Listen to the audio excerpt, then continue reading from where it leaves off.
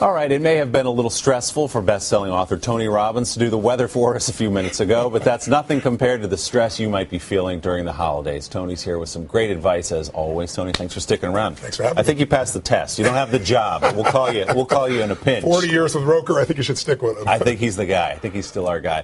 You know, it is a time of joy. We think of the carols and family and everything else, but for a lot of people, it's not about going to a mall on a Friday night and bashing through the door and getting whatever you can. This is a very difficult time, especially now for so many people. How do you begin to get through it if you're on that side of the holidays? Well, I think the first thing to realize is today it's more than just holiday stress. Now it's Katrina. When you lose your home, it's a lot more than just, blues that people are experiencing, or people that are coming back from dealing with the economy still don't have a job, or individuals coming back from the war. So one of the things I've been focused on is for years people studied, post-traumatic stress and what it does to people. But in the last 5 to 10 years, there's been a great deal of scientific research on post-traumatic growth.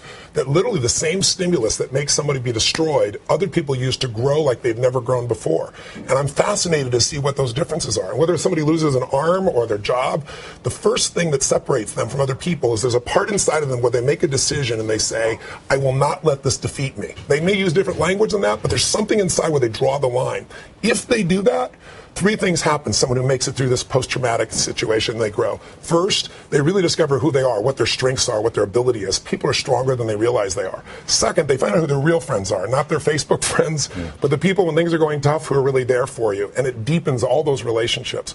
And then thirdly, it kind of gives you an antibody against other forms of stress. So actually, you've got to learn to use stress instead of stress using you. That's how life changes. One of the things you talk about a lot is getting a ritual. How do you explain that to people watching? What does it mean? Well, it just means that our habits control us, right? And we all have rituals whether we know it or not. One of the most important rituals is to get real with yourself. We have this delusion in our society that if we get everything the way we want it, we'll be happy. In 2006, we had the highest levels of unhappiness in this country at the peak of the economic boom. I'll give you a better example. If I asked you, what's the best thing that ever happened in your life? Give me your 10-second answer. What would your answer be? Birth of my children. Oh, that's beautiful. Most people will say the number one answer, win the lottery, right? $200 million lottery, I'm set. What's the worst thing can happen when you ask most Americans? The number one thing is to have someone else take care of you because you become a quadriplegic. But here's the question. Pretty stressful situation. Which one of these two people, the person who wins the lottery or the person who becomes a quadriplegic 3 years later, is happier? I think you're going to quadriplegic. I set you up. No. Neither. After 3 years, people adjust to whatever happiness they had before, unless they develop something to make themselves grow. And the 3 rituals I tell people at the most basic level you can do right now is a ritual of focus. What you focus on is what you feel. So most people focus on what they can't control right now. They focus on what they don't have. You lost electricity, but you didn't lose your home. Focusing on what you have and being grateful is number one, because it puts you in a different state and you can help people. Second is focusing on action. What are you going to do so that you have enough physical energy to deal with the challenges you're going to face? Right now, exercise has been proven 3 times a week of 20 minutes has an antidepressant effect on your body. It's better than most antidepressants according to many studies.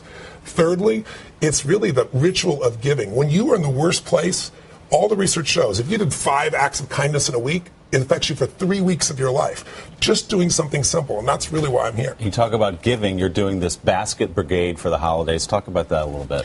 Well, when I was 11 years old, we were very poor. We had no money on Thanksgiving, and somebody came by and delivered food to my family, and it completely changed my life. And it made me believe strangers care.